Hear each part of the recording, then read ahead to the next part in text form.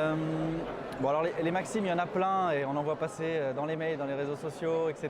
Donc je vais éviter les lieux communs là-dessus, même s'il y en a qui m'inspirent, mais il y en a beaucoup qui m'inspirent. Je dirais plutôt une personne et je dirais que ce serait Elon Musk. Je ne sais pas si humainement il m'inspire, en tout cas au niveau entrepreneurial il m'inspire pas mal puisqu'il a quand même, son parcours est impressionnant. Il a commencé par faire des innovations moins de rupture et dans des secteurs peut-être plus faciles comme avec PayPal. Où il a fait sa fortune et ensuite il s'est lancé dans SpaceX et Tesla qui sont respectivement le monde du lancement de satellites et le monde de l'automobile, des mondes très très fermés, très durs à pénétrer où tout le monde dit que c'est impossible de lancer une nouvelle marque. Il arrive, il casse les lieux communs, il casse les idées reçues, il change le business model, il arrive dans le cas de Tesla à faire une voiture qui est à la base sur du software, donc c'est mon métier aussi donc c'est pour ça que ça m'intéresse, mais une voiture qui est centrée autour du software, qui est évolutive, qui est électrique. Alors maintenant tout le monde s'y met, mais c'était il y a 5 ans et il avait énormément de temps d'avance. Il a, je trouve, fait accélérer beaucoup les choses. Là maintenant il lance des choses dans le solaire, il ne s'arrête jamais on va dire. C'est un entrepreneur pour le coup assez impressionnant puisqu'à la fois il a les idées puis l'exécution pour le faire derrière. Donc définitivement ouais, c'est lui dans la période actuelle qui m'inspire.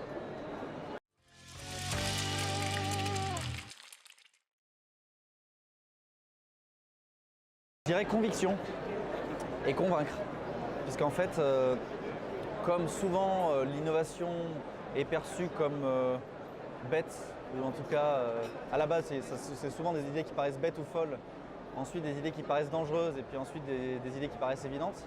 Il y a tout un travail de conviction à faire pour convaincre en interne ses salariés, ses équipes, pour convaincre ses partenaires, pour convaincre ses clients, pour convaincre le marché, pour convaincre ses proches. Et c'est un effort permanent pour convaincre autour de soi et une fois de plus pour transformer quelque chose qui paraît complètement idiot en quelque chose qui devient évident pour tout le monde.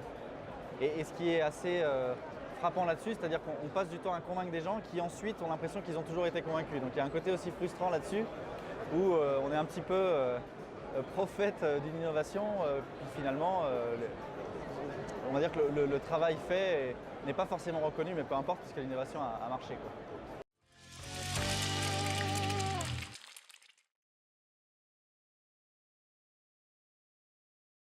Alors il y en a plein, des conseils pour innover, il y en a plein et plein qui sont inutiles puisque finalement il faut le faire à sa manière, mais je dirais que la première chose c'est d'embarquer autour de soi et ce qui rejoint ce que je disais sur la conviction, il faut vraiment convaincre et embarquer les équipes, tout l'écosystème pour ramer dans le même sens parce que ça va être tellement dur d'avoir une idée nouvelle sur un marché nouveau avec un business model qui n'est pas stabilisé, de l'incertitude dans tous les sens sur le modèle économique, les partenaires à associer, la manière de le marketer, les messages, etc. que si tout le monde ne rame pas dans le même sens, c'est impossible. Donc la première chose, c'est d'engager tout le monde et donc de préparer le terrain pour que tout le monde suive.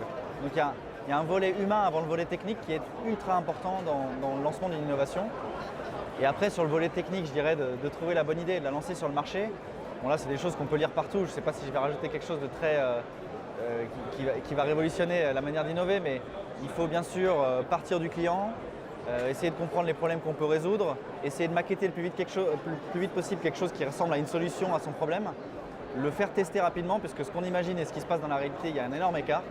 Faire tester rapidement, itérer rapidement, pour ensuite embarquer aussi les clients dans cette démarche. Ils vont être très contents d'être impliqués dans la création de cette innovation et être fiers d'être dans les early adopters de ça. Donc c'est cette idée de, dès qu'on a trouvé la bonne idée, être sûr que ça matche le problème, maqueter une solution le plus rapidement possible, la tester et l'itérer jusqu'à avoir un produit stable et utilisable par le plus grand nombre. Et après là, c'est des méthodes de marketing sur lesquelles on pourrait parler pendant des heures, mais je ne suis pas sûr d'avoir le temps aujourd'hui.